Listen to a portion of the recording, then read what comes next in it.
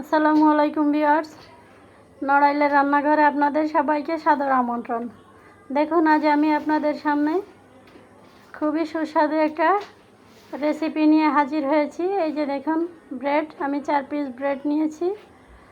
এগুলোকে আমি একটু পানিতে ভিজিয়ে পানিটা চিপে নিব। তারপরে আমি একটা মিক্সিং বোল নিয়েছি। বোলের ভিতর আমি 1 কাপ পেঁয়াজ দিয়েছি, আর 2-3টা কাঁচামরিচ কুচি দিয়েছি, কিছুটা আদা কুচি দিয়েছি। আদা কুচি দিলে নাস্তাটা খেতে খুবই সুস্বাদু হবে। দেখুন, এগুলোকে প্রথমে আমি একটু হাত দিয়ে চটকে নিব। আমি হলুদ দিয়েছি কালারের জন্য, আর লবণটা দিয়েছি স্বাদ মতো। এটা হাত দিয়ে বেশ সুন্দর করে একটু চটকে নিতে হবে।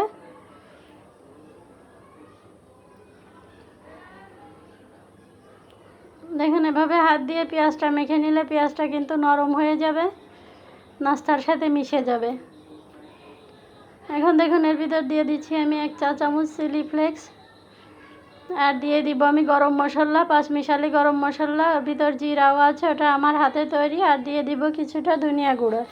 এগুলো দিয়ে আমি আরও কিছুটা সময় হাত দিয়ে মেখে নিব। দেখুন, পেঁয়াজগুলো আমার নরম হয়ে এসেছে। এখন দিয়ে দিব আমি গরুর মাংস। এখানে আমি কিছুটা গরুর মাংস সিদ্ধ করে নিয়েছি, সিদ্ধ করে ছোট ছোট করে আঁশ ছাড়িয়ে নিয়েছি।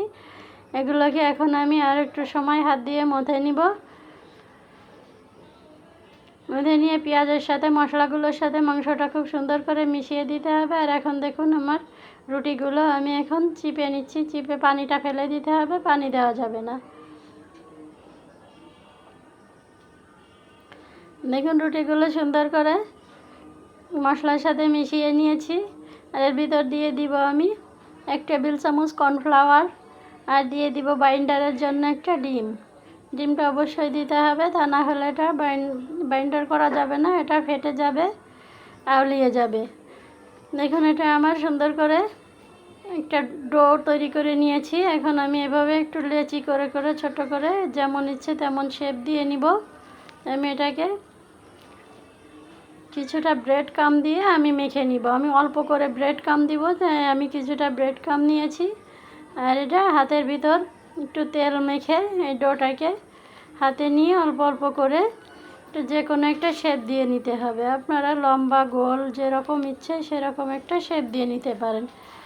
দেখুন, এই নাস্তাটা কিন্তু খেতে খুবই সুস্বাদু হয়ে থাকে। এটা বাচ্চা বৃদ্ধ সবাই পছন্দ করে। সকালে বিকালে নাস্তার সাথে বা বাচ্চাদের টিফিনে দিতে পারেন। আর যারা নতুন বন্ধু আছেন, আমার ভিডিওটি ভালো লাগলে প্লিজ একটা সাবস্ক্রাইব করে দিবেন।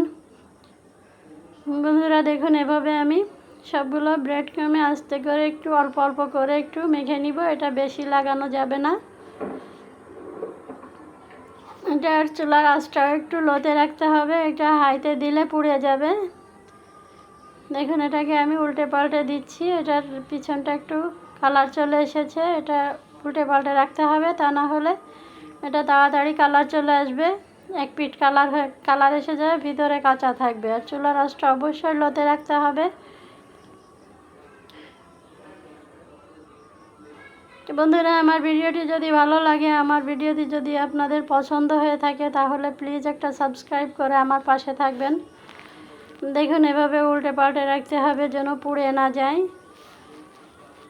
আর কিছুটা দেখুন, অনেক সুন্দর একটা কালার চলে এসেছে। যে দেখুন, খুবই সুন্দর কালার। এটা উপর দিয়ে ক্রিস্পি, ভিতরে সফট, খেতে কিন্তু দারুণ স্বাদের হয়ে থাকে। এই নাস্তাগুলো সম্পূর্ণ ইউনিক একটা নাস্তা। মাংস দিয়ে, ডিম দিয়ে, এভাবে পাউরুটি দিয়ে একবার তৈরি করে দেখবেন। বাচ্চারা প্রায় রিকোয়েস্ট করবে বানিয়ে দেওয়ার জন্য।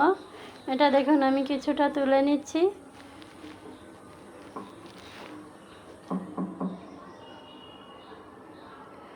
বন্ধুরা, আমার ভিডিওটি ভালো লাগলে প্লিজ লাইক, শেয়ার, কমেন্ট করে দিবেন। সাবস্ক্রাইব করে আমার পাশে থাকবেন।